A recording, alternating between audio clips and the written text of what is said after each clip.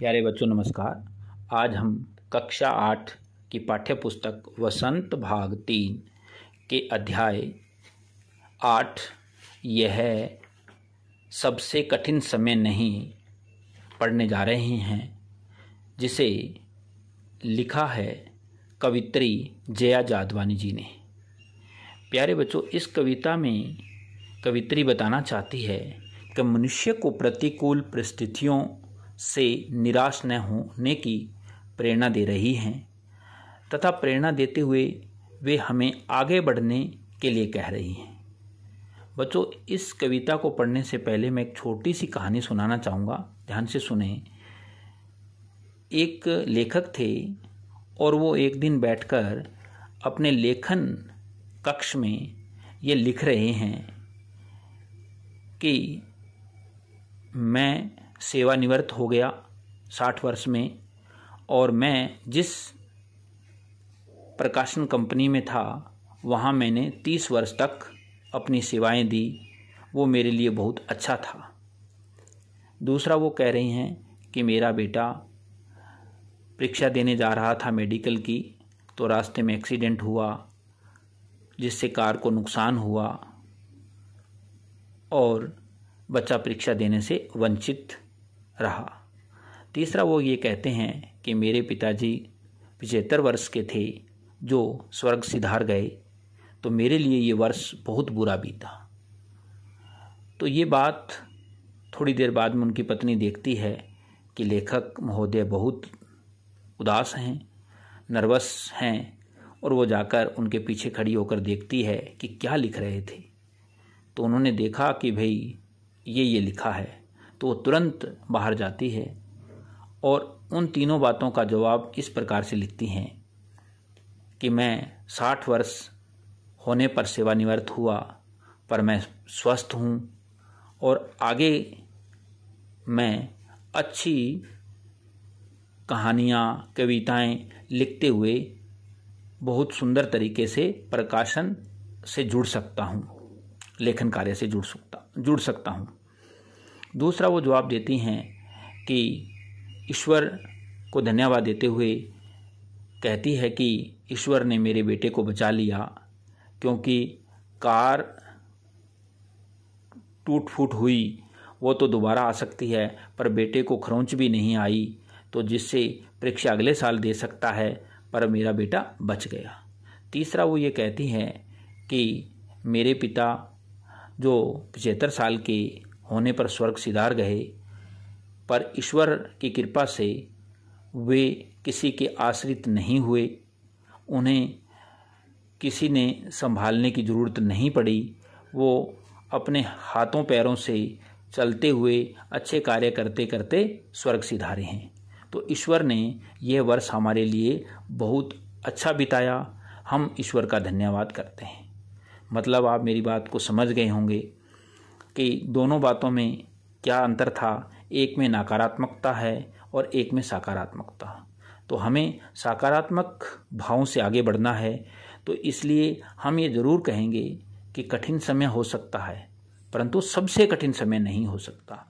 तो इसलिए कवित्री कहती है कि मनुष्य के जीवन में अनेक कठिनाइयाँ आती हैं, उनसे डरना नहीं, उन्हें आशा और उत्साह से आगे बढ़ते हुए चलना है।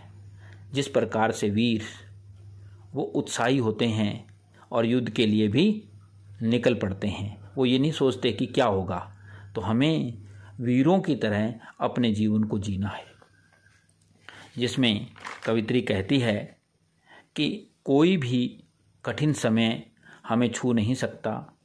कैसा भी समय चल रहा है, पर यह सबसे कठिन या सबसे बुरा समय नहीं है। बच्चों, दुनिया में चारों ओर बुराई बुरा हो रहा है, परंतु हमें उन बातों पर ध्यान नहीं देना है। हमें किन बातों पर ध्यान देना है? जहाँ या जो अच्छा हो रहा है उन बातों पर ध्यान देना है। हमें अपने पर विश्वास जगाना है। यह समय कठिन जरूर हो सकता है, पर सबसे बुरा नहीं हो सकता। अर्थात हमें उमंग, उत्साह और प्रोत्साहित भावों से अपने साहस को बढ़ाते हुए इस बुरे समय से संघर्ष करना है। तो अब आप कविता को ध्यान से सुनेंगे और दिए गए उदाहरण को इस कविता और अपने जीवन से जोड़ना है। प्यारे बच्चों, ये कठिन समय हमें छू भी नहीं सकता।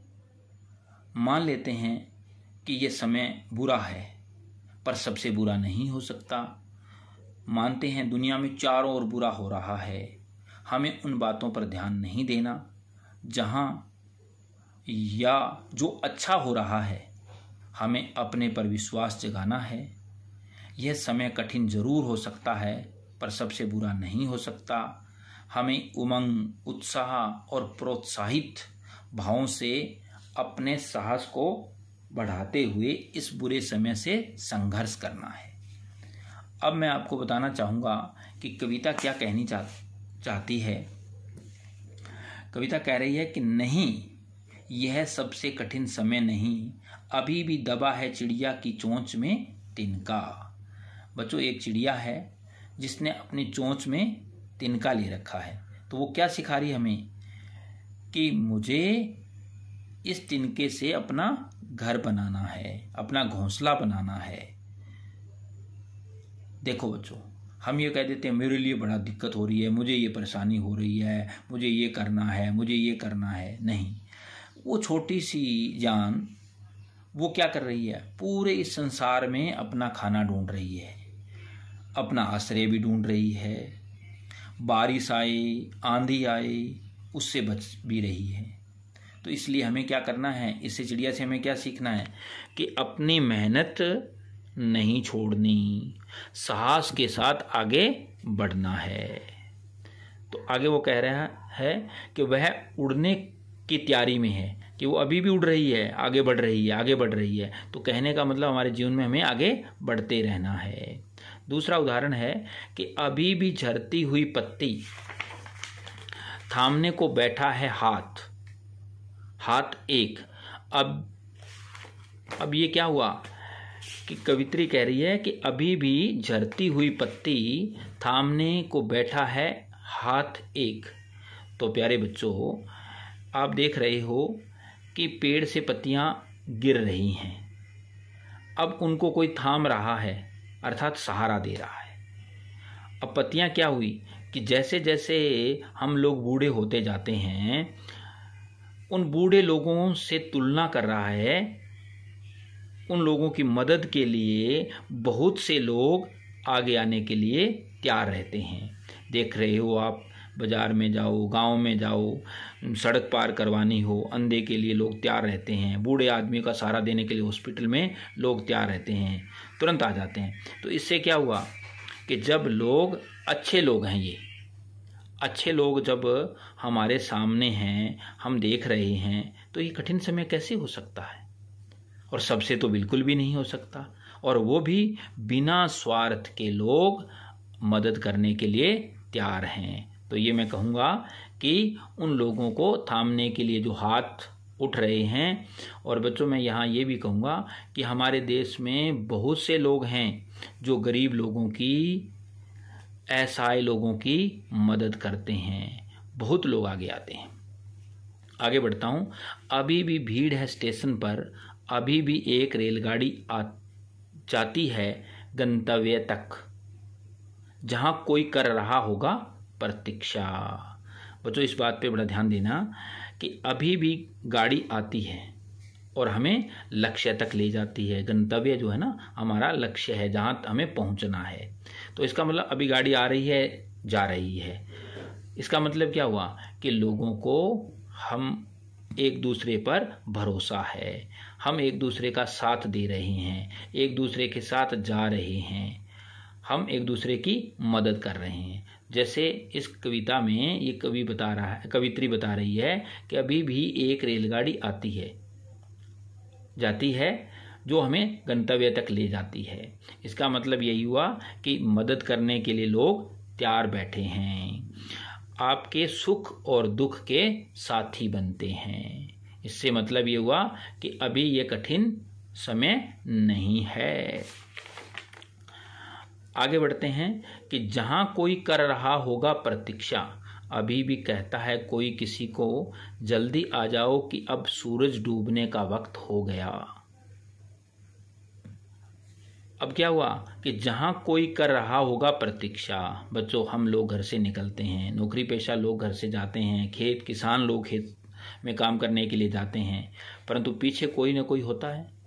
बच्चे हैं, पत्नी है, माता है, पिता है, तो वो लोग क्या कर रहे हैं, हमारा इंतज़ार कर रहे हैं और साथ में क्या कह रहे हैं कि आप सूरज ढलने से पूर्व आ जाना। अर्थात वो आपके हितैषी हैं, आपका भला चाहने वाले हैं, आपके शुभ चिंतक हैं और इसलिए आपको घबराने की आवश्यकता नहीं है।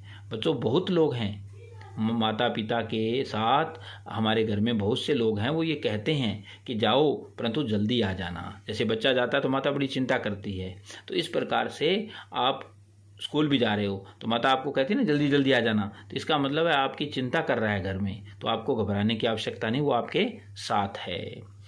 आगे बढ़ते हैं।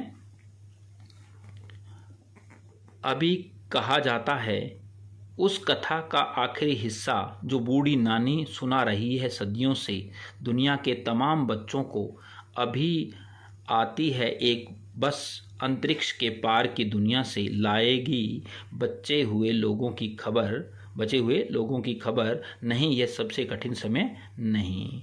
तो बच्चों, ये बताना चाहती है कवित्री कि अभी भी हम लोग दादी और नानी की कहानियाँ सुनते हैं।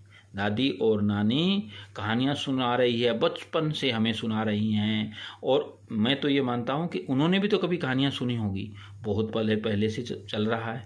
तो उन कहानियों का अभी भी विश्वास बना हुआ है। क्यों सुनते हम? क्योंकि उन कहानियों पर हमें विश्वास है। और वैसे आपको पता होगा वो दंत कथाएं होती हैं कि जैसे मान लो मेरी दादी ने मुझे सुनाई, मैं मेरे बच्चों को सुना रहा हूँ, मेरे बच्चे आगे अपने बच्चों को सुनाएंगे, तो वह इस प्रकार से आगे बढ़ती जाएगी। तो इसका मतलब क्या हुआ, आप सुन रहे हो तो आप भी आगे सुनाओगे।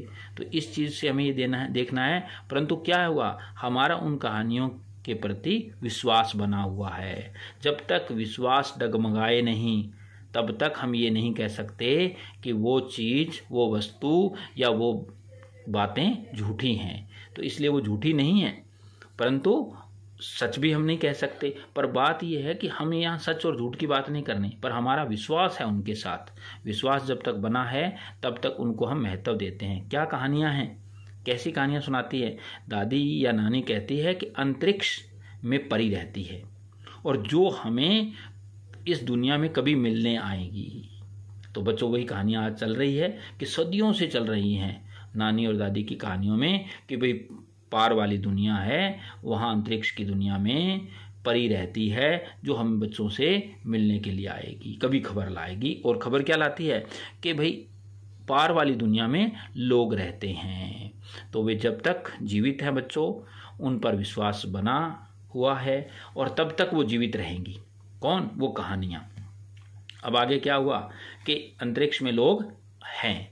तो बच्चों, इस कहानी से हम क्या सुन रहे हैं कि यह बहुत ही सुंदर कविता है और इस कविता में हमने ये पढ़ा कि यह कठिन समय हो सकता है पर सबसे कठिन समय नहीं हो सकता।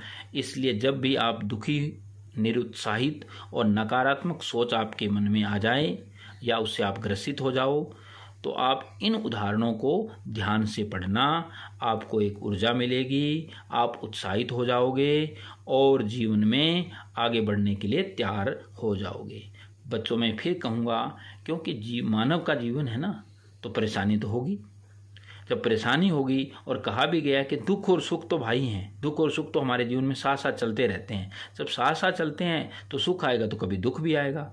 तो इसलिए हमें घबराना नहीं, हमें आशावादी दृष्टिकोण रखना है और उसके साथ हमें आगे बढ़ना है। तो ये कविता आपको अच्छी लगी तो आप सभी इस वीडियो को लाइक करें, चैनल को सब्सक्राइब करें। यही आपके द्वारा हमें दिया गया पुरस्कार है। धन्यवाद।